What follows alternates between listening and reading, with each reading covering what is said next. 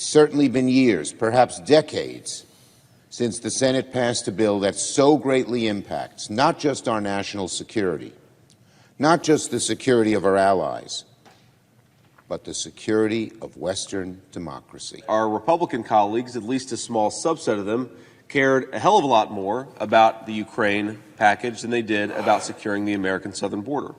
The drama over the foreign aid bill is now headed to the House. More on that in a minute. But first, the George Santos special election just got dumped with 8 inches of snowfall. That means that the Republicans' razor-thin House majority might come down to whether New Yorkers in the 3rd Congressional District remember to put on their snowshoes and get to the polls. This, of course, as a record-breaking snowstorm is dumping snow in the Northeast. Remember, Republicans have 219 seats in the House and Democrats have 212 seats. It could be a foreshadowing, folks, of the November elections. Moderate Democrat Tom Suozzi is taking on Republican Mazi Pilip in the swing district. The candidates themselves are giving the cold shoulder to their party's respective leaders, with Suozzi ignoring President Biden and Pilip brushing off former President Donald Trump. An indication of just how deeply unpopular Biden and Trump are, and they're seen as campaign liabilities. New York's 3rd congressional voters could end up deciding significant policy battles in the House of Representatives,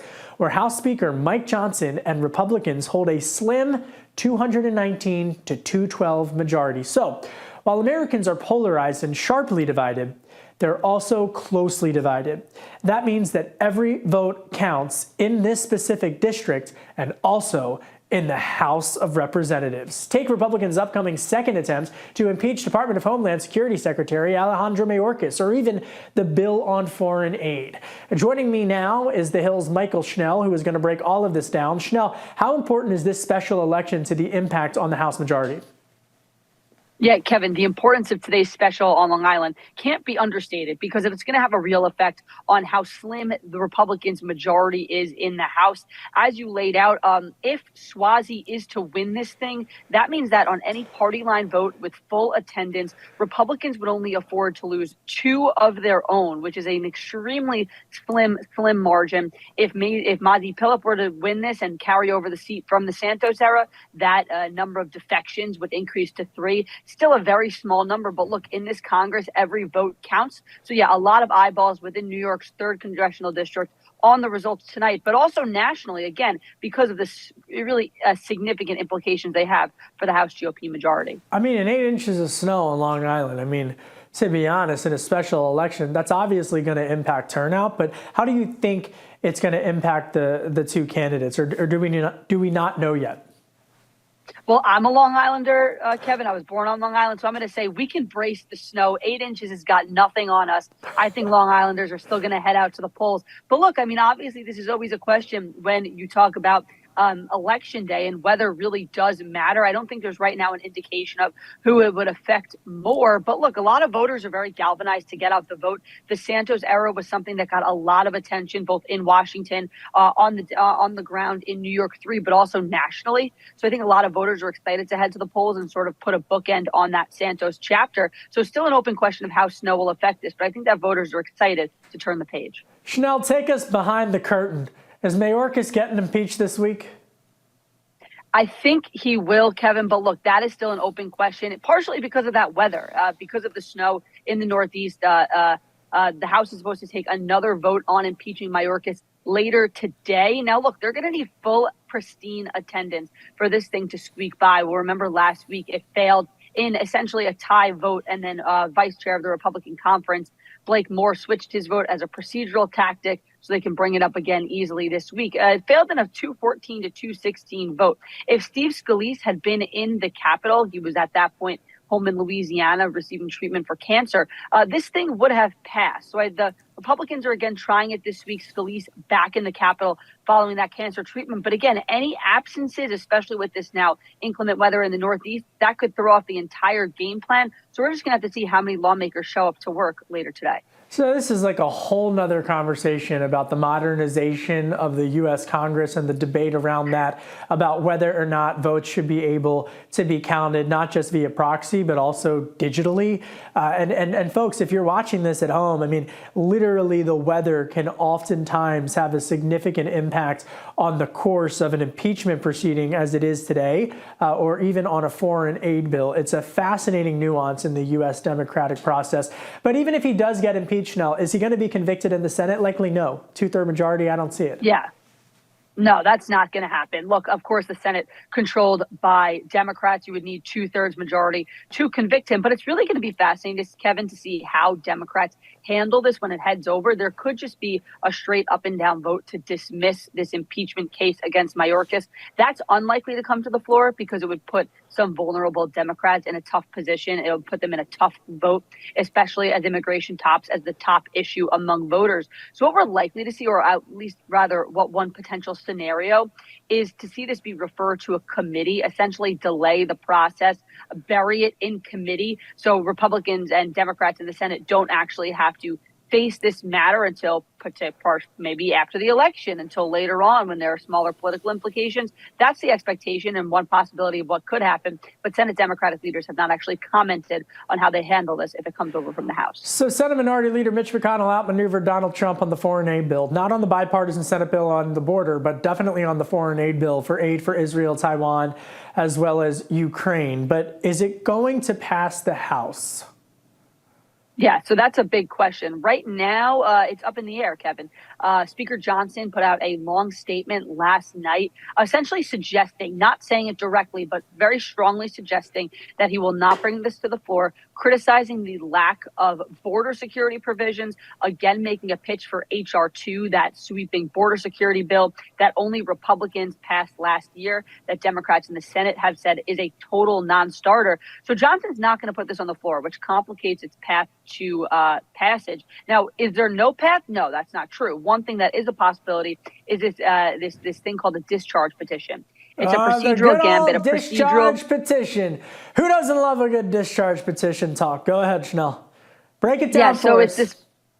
It's this procedural gambit. Essentially what it would do, Kevin, it was allow lawmakers to go around Speaker Johnson, circumvent his authority, and actually force this package to the floor, which, sounds great, especially for Democrats and those pro-Ukraine Republicans, but it's extremely complicated to actually do, and it's a massive long shot. Essentially, you would have to have signatures from a majority of lawmakers in the chamber. Magic number is 218. That's going to require some Republican buy-in. Signing a discharge petition, Kevin, when you are in the majority is like the nuclear option. It's a total blow to your leadership. So right now, we're going to see if there's a path, if some Republicans are willing to take that step. It's a massive open question. You know what, though? I'm going to tell you something. I think the votes are there. And here's why. I think the moderate R's, they've got some leverage on the state and local tax deduction. And that's something that hasn't been, quite honestly, discussed in terms of these negotiations. But they want to see state and local tax deduction. And those New York Republicans specifically want to see it. I think there's a path to the good old discharge petition. That's like a political Hail Mary, Schnell. That's the Philly special version of politics and football colliding. I'm telling you, the weather, the discharge petition, Congress is a wild beast. Let's dive into the decision desk. They're throwing everything at us. Yeah. Let's dive into the decision desk HQ numbers, because Nikki Haley, former governor of South Carolina, is getting crushed by Donald Trump in South Carolina. According to the decision desk HQ numbers, Trump's up 63.9% to 31.2%. It's bad news for Haley, Schnell. So why is she hanging on? All right. There are three options here, three things to take through that I think may be reasons why she's hanging on. A, she's the anti-Trump candidate. Much of her case has been that she does not want Trump to be the nominee. So she's going to stay in it as long as possible, as long as she can, because if she drops out, Trump clinches the nomination. He's right there. She's the last man standing. 2, South Carolina is next, Kevin. That is Nikki Haley's home state. It's a state where she was a very popular governor. She wants the voters to head to the polls in that state, and she wants to see how well she fares, even though the polls show that she is in deep trouble. And 3, she still has money backing her. So if she has the donors willing to pump money into her campaign, willing to let this thing go for a little bit longer, it seems like she's going to take it, and she's not rushing to get off the trail. All right. Meanwhile, Trump says that he wants Lara Trump, his daughter-in-law, to be the head of the Republican National Committee. Good or bad for Republicans to have someone whose last name is Trump leading the RNC?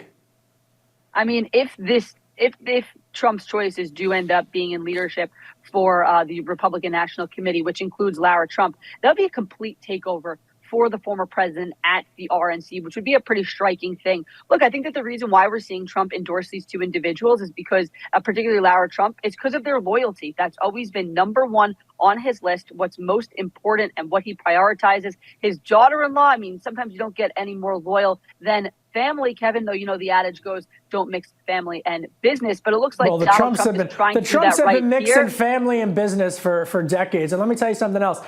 Based on my reporting, Schnell, what I'm going to tell you is Lara Trump has really surpassed Ivanka Trump in terms of the political family member who really has the former president's ear right now as it relates to politics. Eric Trump, Don Jr., Kimberly Guilfoyle, as well as Lara Trump. Those four individuals right now have direct access to Trump himself on a host of different strategic campaign initiatives as well as policy agenda items for the RNC. Quite honestly, Elise Stefanik is another member who many people see as someone who could really shape the future of the Republican Party. And there are other folks and other sources who have said to me, essentially, Lara Trump could have a political career in elected office herself. She's alluded to that. A lot of folks thought it might be Don Jr. down in Florida or in Wyoming, but Lara Trump has really emerged in surpassing Ivanka Trump as who I would argue is the most likely to seek elected office out of the former president himself. Meanwhile, Fani Willis could be disqualified from Georgia's interference case because of her romantic affair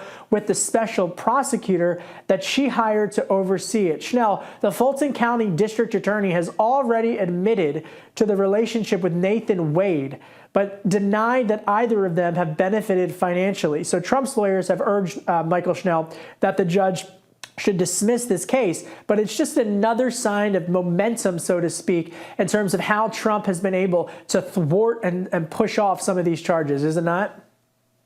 I mean, what a distraction. What a mess here, Kevin. Look, with these folks who are prosecuting the president, the former president, they knew that they needed to be pristine in their case, no issues, because the former president would be picking everything apart, trying to find any reason to delay these proceedings past the election. Donald Trump found himself a gift in this Georgia election case with this relationship between Fani Willis and her prosecutor. The expectation is the former president is going to use this to his advantage and try to delay as long as possible because, again, they want to kick this stuff until after the election. They don't want any curveballs affecting his chances at the polls in November. All right, Mychael Schnell, thanks for the weather report up there in Long Island. The Hills, Mychael Schnell, always a good time. Thank you, Schnell. Thanks, Kevin. President Joe Biden is urging Israel to refrain from a ground invasion of the southern city in Gaza, Rafah. The major military operation, Rafah, should not proceed without a credible plan for ensuring the safety and support of more than 1 million people sheltering there. Biden met with Jordanian King Abdullah II at the White House Monday, where the pair discussed brokering a deal to release hostages. And while King Abdullah is advocating for a permanent pause in fighting, Biden only called for a temporary ceasefire. Since Israel's campaign to root out Hamas started last fall following the October 7th terror attack, more than 1 million Palestinians have fled to Rafah. The consumer price index increased 0.3% from December to January, a higher inflation number than economists had predicted. Year over year, prices are up 3.1%. And while inflation is slowing, the increase shows that the U.S. is still fighting off high consumer prices. That, of course, is according to the U.S. Labor Department. And that does it for today's Daily Debrief. My name is Kevin Cirilli. Be sure to like, share, and subscribe to The Hill's YouTube channel. And come back here soon for the intersection between politics and policy.